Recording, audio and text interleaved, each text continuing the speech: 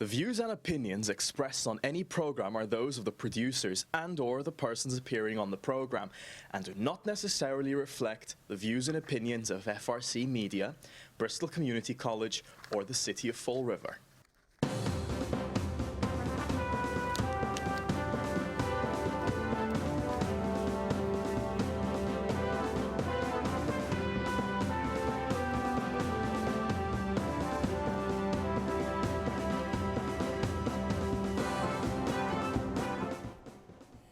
Well, hello. Welcome to Spindle City Straight Talk. I'm Chip. And I'm CJ.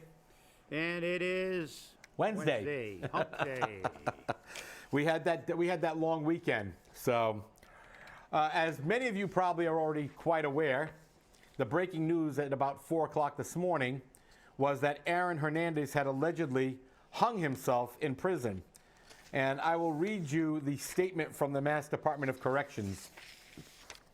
On April 19, 2017, Aaron Hernandez was discovered hanged in his cell by corrections officers at the Sousa Baranowski Correctional Center in Shirley, Massachusetts, at approximately 3:05 a.m. Life-saving techniques were attempted on Mr. Hernandez, and he was transported to UMass Leominster, where he was pronounced dead at 4:07 a.m. by a physician at the hospital. Mr. Hernandez was in a single cell in a general population housing unit. Mr. Hernandez hanged himself utilizing a bed sheet that he attached to his cell window. Mr. Hernandez also attempted to block his door from inside by jamming the door with various items. The Massachusetts State Police are on scene and the investigation continues. Mr. Hernandez's next of kin have been notified.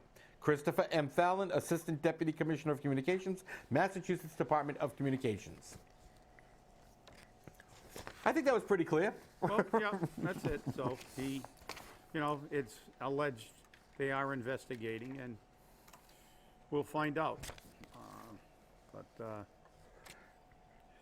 guess there's more than a few opinions on this already. Yeah, moments after that press release came out and the news sources started covering it, as a matter of fact, we published it on our Facebook pages, I think even before some of the television stations. Already they came out that, his gang turned against him, so he killed himself before they killed him. The correctional officers did him in. It was because he was, a questionable sexuality issue. You know what, people? The conspiracy theory is going to fly around now for years. Let's get over it. Yeah. The man died by hanging. Mm-hmm. He was in a single cell. There was nobody in the cell with him. He barricaded the door, which we call taking a cell hostage, by the way, in the prison system. And, is it a sad loss? I don't know. Some people say, hey, he's saving the taxpayer millions of dollars. Yeah, that's a pretty prevalent opinion, right, actually. And that's pretty much an opinion. This gentleman had everything going for him. He had a child's dream. And it's just interesting, because as the Globe said, Hernandez's suicide comes 5 days after he was acquitted of murdering 2 men in Boston in 2012, although he is still serving a life sentence without parole in the murder of Odin Lloyd. And again, they say why Odin Lloyd was, because again, he was going to be exposed for this, that, and the other thing. You know what? Get the conspiracy theories out of your mind. It's at this point, the man's dead. Yeah, let's face it. This is a classic example of poor choices. Right. People make poor choices. Here's a guy that, was a multi-million-dollar football player. Had everything to live for, had plenty of money, had a great career in front of him, was a pretty good football player. And he chose to still stay in the gang life. And some people say, well, you never get out of it. Well, he had enough money to get out of it. He could just, he didn't have to frequent the places he did with the money he had. And it is what it is. And there are a lot of people that are, as I said, they're looking at it from the perspective of how much it costs to incarcerate someone. And he would have been incarcerated as a fairly young man. He would have been in there for a very long time, and it would have cost a lot of money. And this is the whole problem with the judicial system in the United States, too.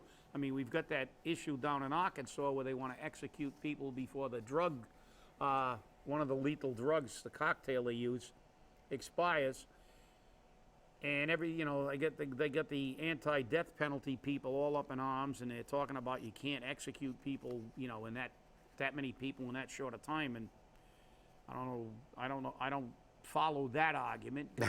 I mean, I can't follow that one either. Why can't you do that? We executed hundreds of thousands of people when we dropped a atomic bomb on Hiroshima and Nagasaki. There are hundreds of people being killed every day in Syria. So these people, these individuals on death row have been here for 25 years. That's what disturbs me about this whole scenario, whether you're for or against the death penalty. The fact is, the death penalty really isn't the death penalty. It's the death penalty if you don't die of old age before they finally get to kill you, because I think the average tour on death row with all the appeals and everything else is 20 to 25 years. So, the bottom line is the death penalty is probably far more costly than leaving him in prison for life, because all the appeals, all the other stuff that's guaranteed to these people that are on death row, and you look at the time parameter we're talking about, let's face it, the criminal justice system in the United States leaves a lot to be desired. And now Massachusetts is trying to basically eliminate it anyway. If it's not a felony, you don't even go to jail anymore. So go out and commit all the misdemeanors you want, because you won't be... No, it can even be a felony as long as it's not a violent felony. Violent felony, yeah, well... and remember, your state representatives, all three of them here in the Fall River area, are all on board with that. So remember, just like they were on board with giving themselves a $105,000 raise, they all voted for that. Yeah, remember, all the other states that have fairly stringent penalties for criminal acts, most of them are, out west or down south, they're all going to have giant billboards to all their criminals. Please, all expense trips paid to Massachusetts. Go to Massachusetts, where you won't go to jail unless you commit a violent felony. We'll be number one again, something again. Hey, nothing good, but something. You got to look at the positive side. That's it. You got to try to make a positive spin.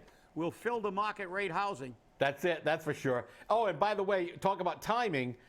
The Herald News article today on the front page of the paper was, is Hernandez going to skate by on his conviction in Bristol County? I feel bad for Brian Fraga. It's all about timing. If he had put that out yesterday, he would have been fine. But putting it out today just didn't work. Well, tomorrow he can put out... Tomorrow's Herald can come out and say, moot point. Yeah, exactly. Speaking of Bristol County, the Bristol County DA's got to dismiss 1,500 cases due to Annie Dukem. You know what the word there's a word that we use with kids, go have a Dukas, you know what I mean? I think this applies. Yeah, that's just, it's horrific. Yep. I mean, it's like, I think she goes home and say, hey, Ma, I'm a dookie. I just don't understand, because I maybe it has been put out somewhere, but I never saw a reason why all these cases were. Was it just the fact that she was lazy and didn't want to do her work and she just made up stuff so she wouldn't have to do the tests? Or did she get paid off to intentionally screw up these results? But most of these results were positive results for the prosecution, because these people were all found guilty, and now they're going to have to kick them loose on technicalities, which another problem I have with the judicial system, because something, if some idiot like this makes a mistake, but the case besides that is ironclad, it boggles my mind that the criminal justice system is not about justice, it's about protecting the process for attorneys, as Alan Dershowitz once said, when 28 people were murdered in a McDonald's out in California, and the individual who murdered 28 people in front of their families with literally a ton of witnesses, 50 or 60 witnesses that witnessed this carnage, he was acquitted because of a technicality. And Yeah. Alan Dershowitz went on TV and said they were 100% right, acquitting him on this technicality because the integrity of the system and the process is more important than the actual justice. Well, I'm sorry. This is one of the reasons we have the problems in this country that we do, because, you know something, if somebody kills 28 people in front of a whole bunch of witnesses, and there's no doubt that he committed that crime, there's no technicality in the world, as far as I'm concerned, that allows this guy to walk around and be free. That's just, this is one of the problems we have. And he talk about the violence and the gun violence and you don't see a lot of the gun violence. You see terrorist actions everywhere because there are terrorists all over the world now, and that's rampant. But you don't see a lot of gun violence in other countries, and most of the countries you don't see a lot of this gun violence are countries that have extremely, extremely stringent punishments for things like this. So they can say what they want, that swift and stringent punishment does not control crime, and I totally disagree. And I don't care what kind of statistics they come up with. I walk down the streets of countries in Europe. I walked down the streets in Far East, and Tokyo's a classic example. They have, they might have, 10 murders maybe a year, and Tokyo's larger than New York City. What does New York City have? A murder every 30 seconds? And we look at Chicago, and we look at New York City.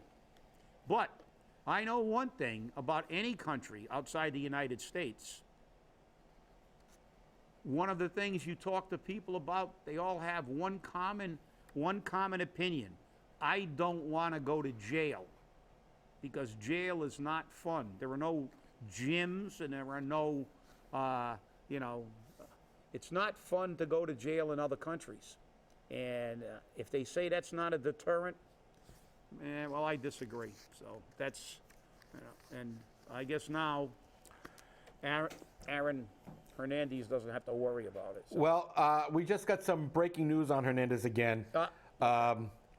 According to sources provided by Channel 7 News in Boston, Aaron Hernandez's death means his murder conviction is likely to disappear. Under mass law, defense attorneys can seek to have convictions vacated when a defendant dies before an appeal is heard. Hernandez was convicted of his first-degree murder in the 2013 case of Odin Lloyd.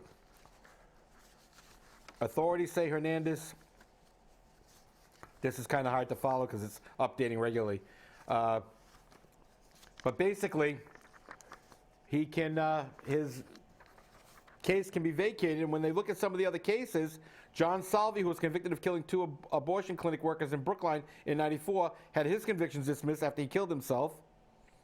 John Gagan, the former priest, child molestation conviction was vacated after he was beaten to death in his prison cell in 2003. So it's quite possibly he will die without a conviction. Not that it's going to do him any good, but...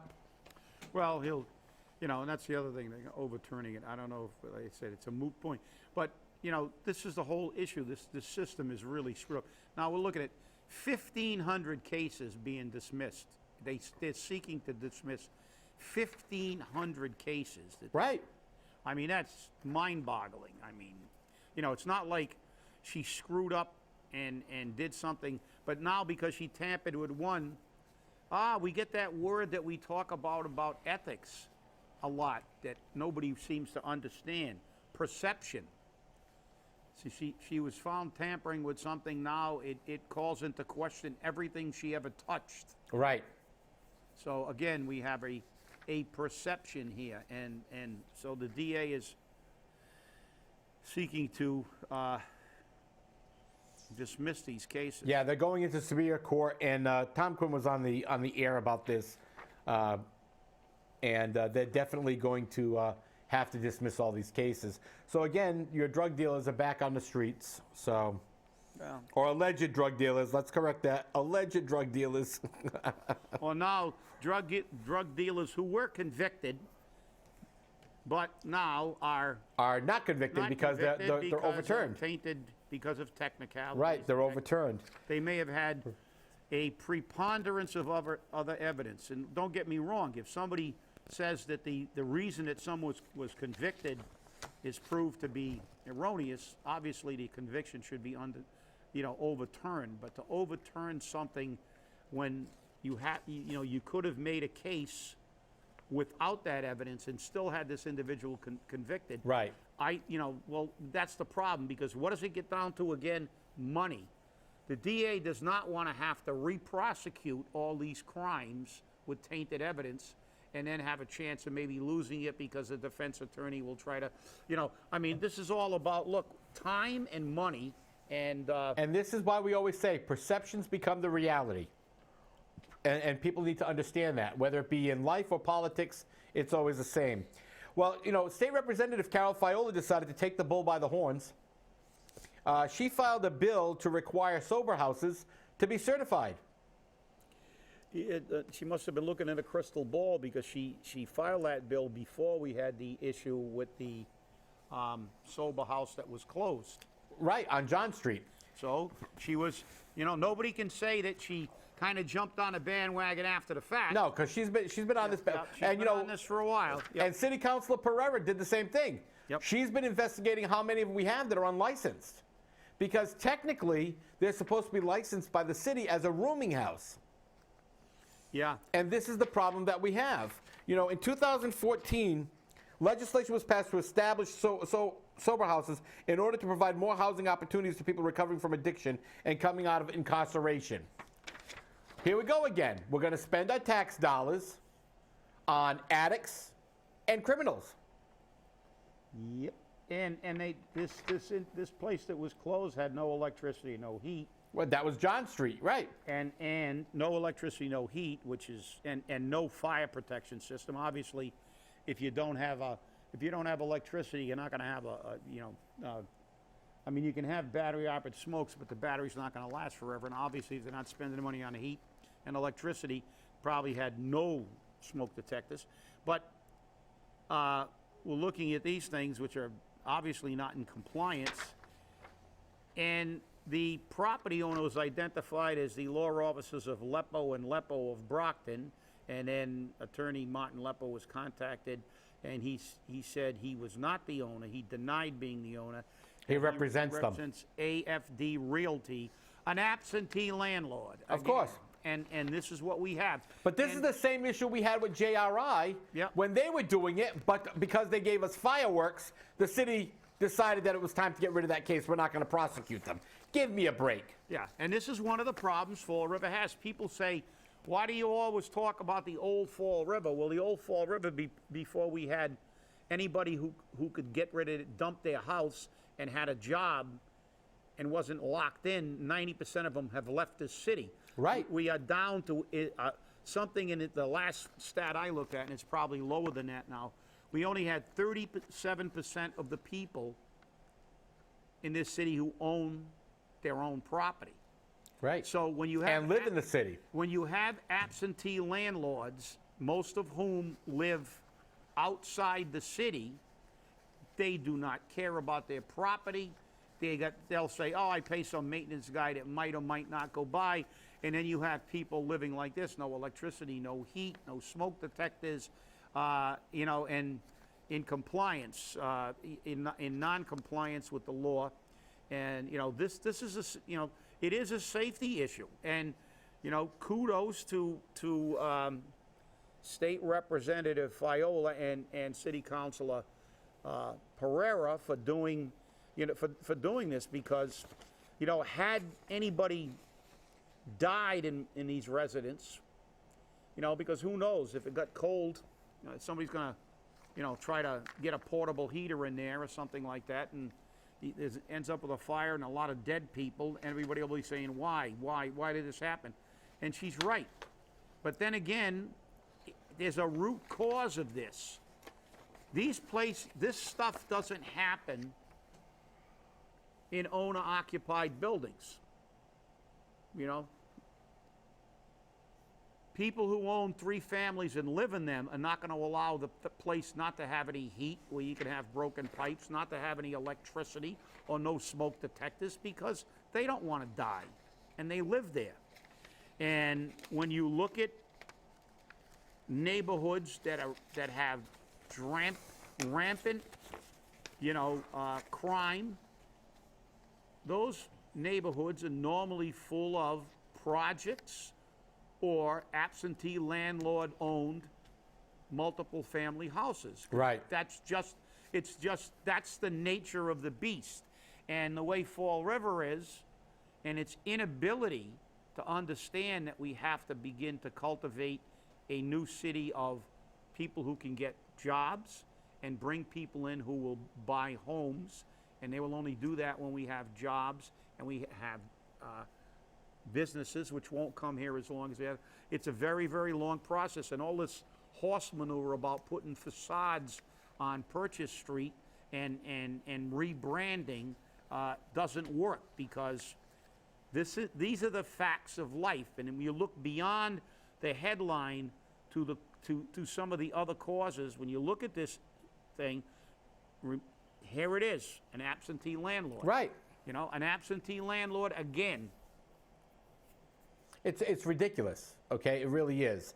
And when we look at these things constantly, you bang your head against the wall. Last night I went to a historic commission meeting. Not enough said yet.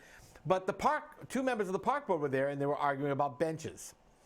And the fact that, and one of the things, and I highly recommend that everybody watch that meeting from last night. You can watch it at frgtv.us, video on demand. It will be last night's historic commission meeting. Both sides admit that the city, the administration, notice the administration, previous administrations, the city council, violate the law, and both sides admit to it regularly. Because these properties, like the parks, have historic preservation restrictions on them, like Kennedy Park. And, City Councilor Pam La Liberté LeBeau, who fought for the inclusion playground in the park, violated the law when it went in there. Mayor Flanagan violated the law when it went in there, because when that park, which is an Olmsted Park, was created, they didn't have inclusion playgrounds. They didn't have swimming pools. They didn't have basketball courts or tennis courts. Olmsted parks were created very specifically, and they were actually kind of geometrically sectioned off. This was for, walking and pathways, and this was for recreation. And what Kennedy Park had, in the pictures, and they have them, was a cricket court.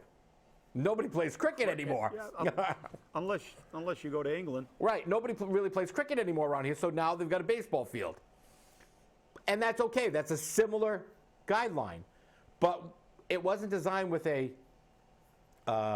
tennis court. It wasn't designed with a basketball court. We have a swimming pool down there that they're using CPA money. That favorite money you like, Chip? That favorite money, CPA money, to demolish it, which is illegal. You cannot use CPA money to demolish it. So the city council approved that. Again, violating the law. Does anybody in Fall River understand the law? Do they understand bargaining? Do they understand 150E? Do they understand healthcare contracts? They don't care about anything, CJ, because of one very, very obvious fact, except in very rare cases where they get fined because somebody filed a complaint about a 30A violation.